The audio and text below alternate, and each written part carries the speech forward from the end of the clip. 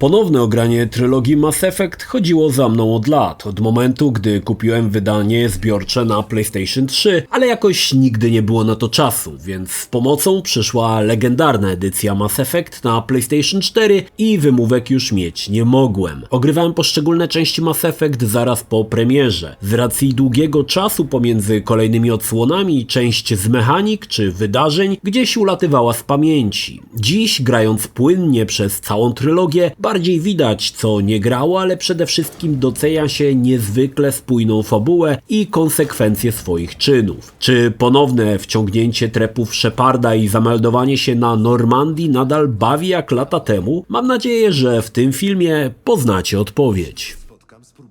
Trylogia Legendary Edition doczekała się kilku usprawnień względem podstawki. Będę starał się je wymienić podczas omawiania każdej z części. Niemniej dwie płytki zawierają również 40 DLC, czyli w zasadzie mamy komplet. Jeśli ktoś nigdy nie miał okazji się z Mass Effectem zapoznać, ta trylogia to idealna produkcja dla Was. A ukończenie wszystkich części zajmie wiele godzin, przy czym wierzcie mi, nie odczujecie znużenia, a z ekipą Normandii zżyjecie się jak z wujaszkiem po wytrąbieniu litra bimbru prosto z gąsiora. Nie będę dokładnie recenzował każdej z odsłon, skupię się na nowościach, tym co mi przeszkadzało i tym co zostało naprawione.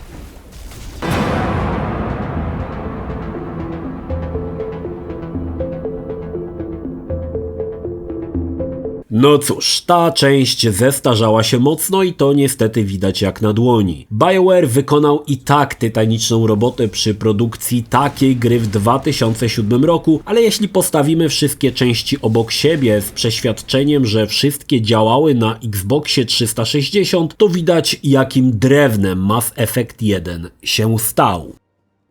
Historia nadal trzyma poziom, choć nie jest tak rozbuchana jak później. Pościg za zdrajcą Sarenem i czający się gdzieś cień pradawnej cywilizacji chcącej zniszczyć całą galaktykę. Fabuła jest chyba tutaj jednym z najmocniejszych elementów, który nie pozwala rzucić gry w kąt.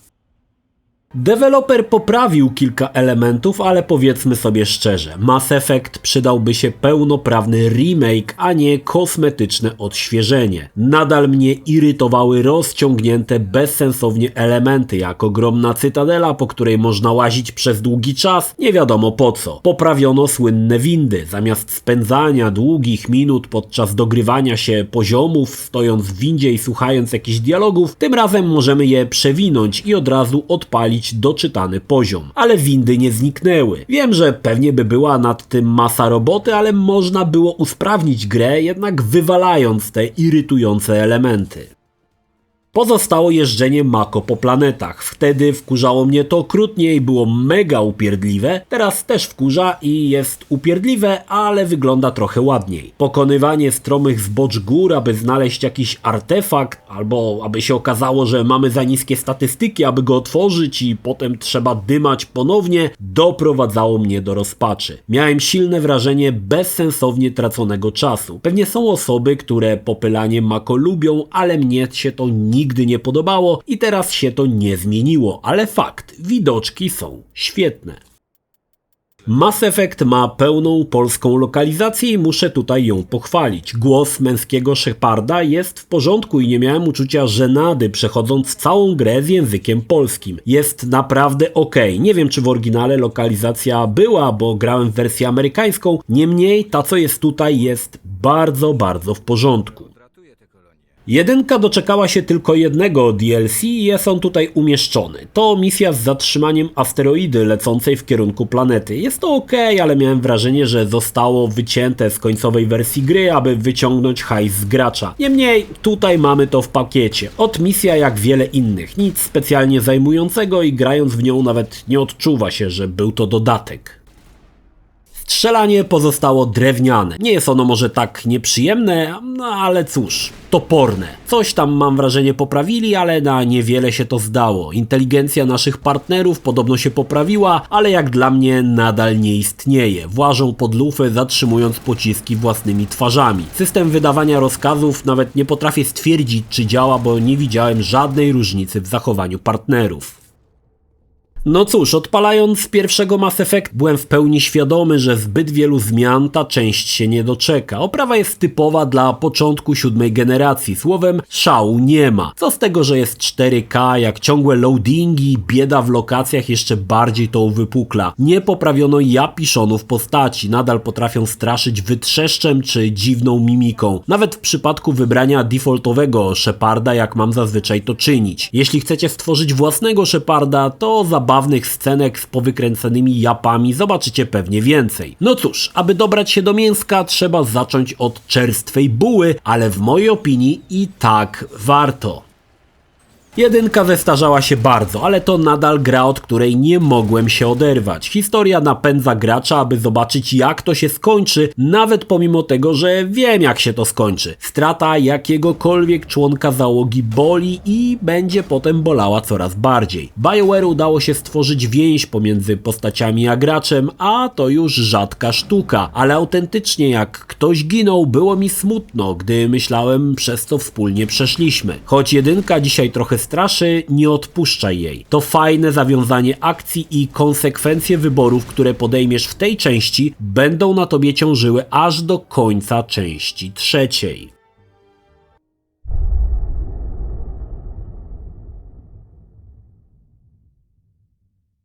Dwójka pokazuje, jak powinien wyglądać Mass Effect. Pozbyto się irytujących elementów, ale dodano nowe, no może trochę mniej irytujące. Oczywiście możemy załadować zapisy z części poprzedniej. Tym razem historia zaczyna się od potężnego uderzenia, a potem napięcie nie opuszcza nas przez całą grę. Shepard rozpoczyna współpracę z organizacją Cerberus, próbując powstrzymać tajemniczą rasę, która uprowadza całe ludzkie kolonie. Oczywiście gdzieś w tle czai się pradawna cywilizacja, która chce zniszczyć całą galaktykę.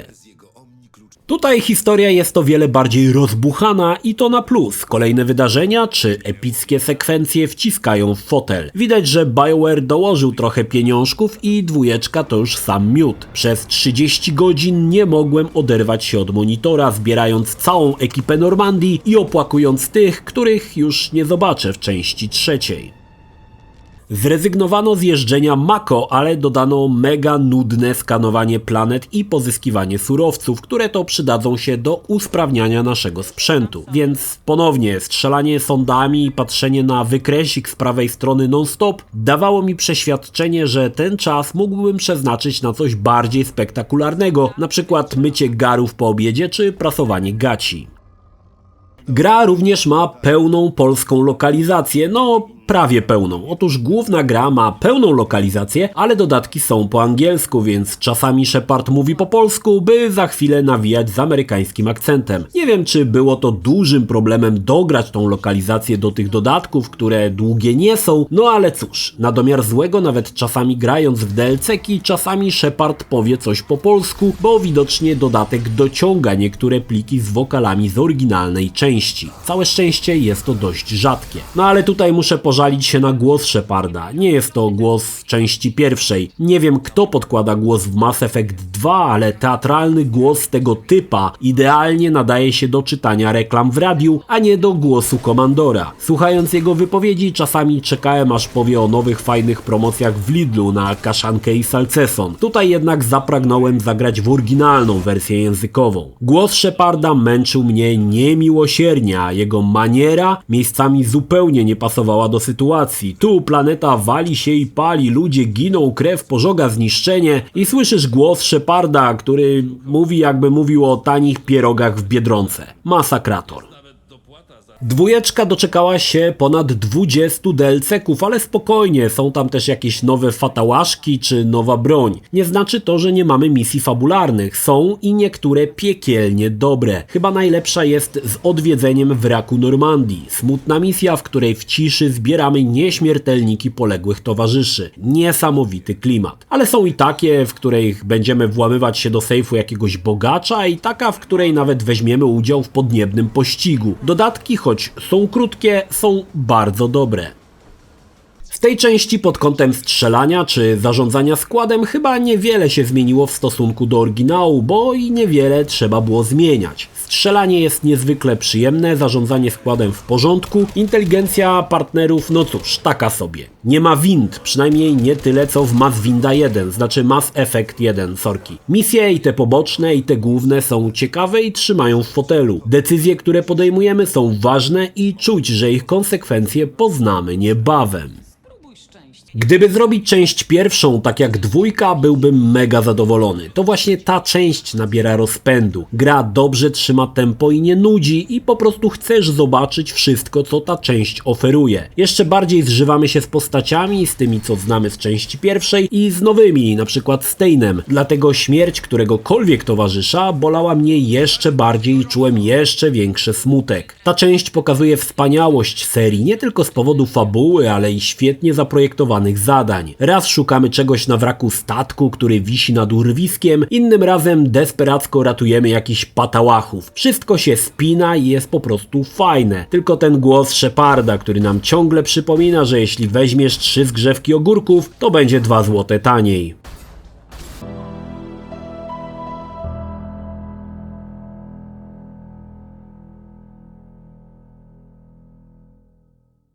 Ta gra domyka trylogię i w mojej opinii wypada najlepiej ze wszystkich. Dużo się dzieje, a przede wszystkim ponosimy konsekwencje wcześniejszych wyborów. Akcja pędzi na łeb na szyję i BioWare udało się zaszczepić uczucie ciągłego pośpiechu i ciągłego przeczucia, że gra toczy się o najwyższą stawkę. Historia ładnie domyka wszystkie wątki, dzięki temu, że mamy wersję Extended, zakończenia są trochę wydłużone. Oczywiście nawet dziś samo zakończenie jest mocarne i wrzuca ciary na plecy. Trójka pokazuje, jak epicką przygodę przyszykowało nam BioWare. Jeśli chodzi o gameplay, wywalono i jeżdżenie Mako i skanowanie planet. Znaczy, to drugie jest, ale w bardzo uproszczonej formie. Gra jest bardziej nastawiona na akcję, dużo się dzieje i zazwyczaj jak się dzieje, to w epickiej skali. W zasadzie bez znaczenia, czy grasz misję główną, dodatek, czy misję poboczną, na pewno będzie spektakularnie. Stety lub niestety, trzecia część nie posiada już polskiego dubbingu. Mamy jedynie polskie napisy, a Shepard mówi poprawną angielszczyzną. Mnie to nie przeszkadzało, ale jednak zgrzyta to trochę jak gra się po kolei, za każdym razem Shepard inaczej się z ekranu odzywa. Ta część może się pochwalić potężnymi DLC-kami fabularnymi. Najsłabszy z nich to odzyskiwanie bazy Omega. Ciemne to i ogólnie mocno nieciekawe, a i przy okazji długie. Drugi zabierze nas na poszukiwania starożytnej rasy i to jest bardzo w porządku. Trochę tutaj gry przygodowej, trochę strzelania i całkiem niezły twist na końcu. No i trzecie DLC to nie tylko najlepsze DLC Mass Effecta, ale i jedno z najlepszych w jakie grałem. Cała mini kampania związana z przymusowym urlopem, z śmiesznymi dialogami i dystansem twórców do samych siebie. To właśnie dzięki temu dodatkowi polubicie swoją drużynę jeszcze bardziej. Świetna rzecz i w mojej opinii ukończenie jej powinno być obowiązkowe. Tak czy tak, każde DLC to mini kampania składająca się z kilku misji, więc nie będzie krótko, a i wydarzenia, w jakich będziemy brać udział, wierzcie mi, że będą niezapomniane. Jeśli chodzi o zarządzanie składem, jest lepiej niż w dwójce. Kompanii chowają się, zachodzą z flanki, słowem jest o wiele lepiej niż wcześniej. Rzadko i kiedy trzeba ich cucić, bo potrafią zadbać o siebie i co ciekawe faktycznie potrafią eliminować przeciwników i można na nich polegać. Super! Również strzelanie jest przyjemniejsze, masa broni, możliwych dodatków do niej sprawia, że łatwo możemy dopasować oręż do własnego typu grania. Jeśli zdecydujecie się na zaimportowanie Sheparda z części drugiej, komandor będzie mocarny. Ja bez problemu wbiłem maksymalny 60 poziom i w zasadzie przez całą grę zginąłem jedynie raz. Podsumowanie Mass Effecta tą częścią to mistrzostwo. Ostateczna bitwa jest odpowiednio epicka, aby dać nam poczucie, że robimy coś ważnego. Gra nie zawodzi i ładnie domyka całą historię. Fajnie, że wciąż czujemy konsekwencje swoich czynów, a przy okazji też przewijają się wszystkie postacie z poprzednich części, przez co mamy wrażenie ciągłości całej historii.